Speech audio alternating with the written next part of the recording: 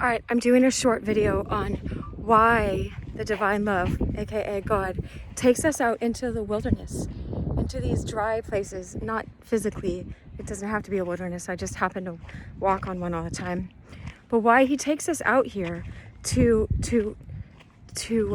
prepare us to love other people, to serve his people, like they're his children. Don't you think he wants to give them the very best? You know, he's not going to give them just someone he just schlepped out of nowhere. You know, it's like, my name is Dr. Cheryl Meyer. I'm a psychologist. So I've trained and practiced for 22 years. I've trained for 9 years before that. So almost 30, right? Because I started when I was 7.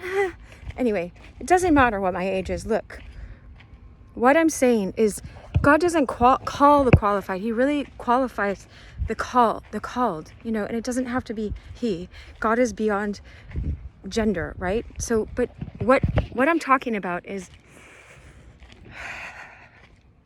I have 2 kids. There's no way. I wouldn't leave them with anybody. Like nobody. I wouldn't leave them with the church preschool, you know, lady, you know, until I knew her over years. And even then I was with them for most of the time, you know, or whatever. And so it's like, if I ever had a babysitter, it's like I knew them since they were born, you know, and even then I ran into some problems. Not with Allison. Allison, you know who you are. Like, you're the best. But anyway, all that I'm saying is,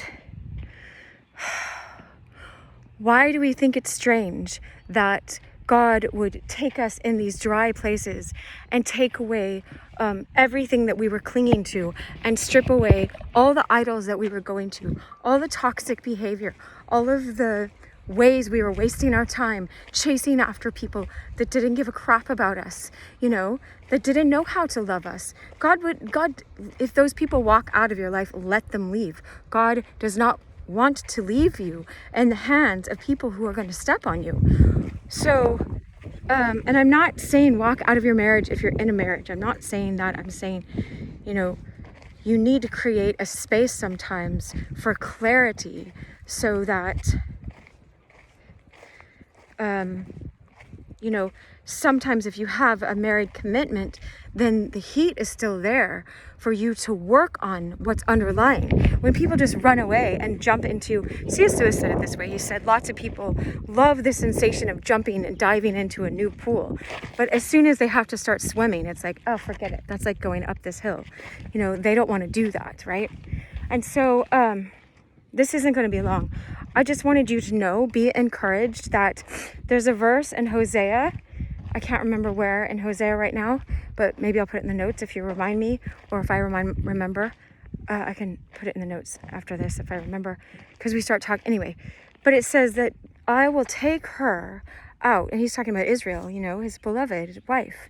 You know, this is where like the mystical bride, you know, he's the good shepherd and loving, all this stuff, but you don't have to believe me, for sure. Don't believe me. You know, I mean, don't just believe me. Test what I'm saying. But I will take her out to the desert places and I will win her back and show her my tender love. That's what it says. Like, meditate on that. I meditated on that maybe for 3 hours, you know, on 3 different days or more. But I could have done it for weeks. Why not?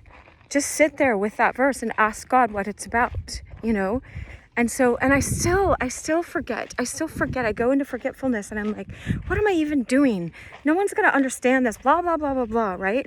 And so that's just discouragement. I love how Latoya, she's like, bye, devil, with your ugly self. You know, get out, get behind me, Satan. So just know that, you know, when I was praying this morning, it was funny. Oh, just a low battery. But when I was praying this morning, it was funny because I was just like, I got in my heart, right? I got this saying that, like, God's saying, you know, don't worry. Yeah, I got this. Isn't like the other day, it was like, this isn't my first rodeo. I know how to lead people, right? I know how to lead you, Cheryl, even you know, because I'm like, I'm so rebellious, you know. I got like this stubborn streak that's like fighty, you know, that's like, don't you hurt me, you know. And so he's like, yeah, I'm being the good shepherd. I'm leading you. I'm a good shepherd. I'm a good gardener. I'm a good, all of these things, you know, trust, learn how to trust. And then he said something in my heart. This is my interpretation of what I was experiencing in my heart. I got a knowing. It was like, I might be Mr. Miyagi-ing this a little bit. And if you've seen The Karate Kid, right? It's like, you know, he's having him paint all these fences and scrub all these cars. And he just thinks that all he's making him do is just clean his own cars, you know, and paint Mr. Miyagi's own fences so his houses look better, you know. And he just sees like, why am I doing this? It's getting nowhere. Like, I still have like 300 followers on YouTube and like over 500 videos, you know what I mean? And it's like, if you look at the external, then who cares? Do you know what I mean? It's not even, it's not about that. Something else is being developed in me. I can feel it. I can feel the love that I have for people, the compassion, the wish in me to never judge anybody, to always give them the benefit of the doubt, but not let people walk on me. The stuff I've learned to just walk away and not let people walk on me and not have anything to do with it, because I'm not interested in that. I have no interest in that. Like, all of this makes me be a better mother, a kinder person to all of you guys, a more aware, more thoughtful, more humble, more willing to learn what the true good is, not what my egotism says it is in the moment. Don't you think? Like, why would God leave his children, the ones that he loves, in bad care? I know that we got it the first time around with our parents, so we have it all confused and we think that God must be bad, because why did we experience all that trauma before? But they had free will, right? And I'm using my free will to learn all these things and to go through the desert places, whatever he's teaching me, so that I can be good. And I'm not saying I'm perfect, and I'm saying test me. Don't just take what I say. Test the fruit in me as well, you know, test it. I love how Latoya Okia said it again. She said, be good fruit inspectors, you know. Anyway, that's it. I wish you much love, but know that when you're going through the raking, it's just like raking the ground. I just feel like my heart has been raked and raked and raked. And it's like, how much more do you have to clean out of there so that I can be loving, you know?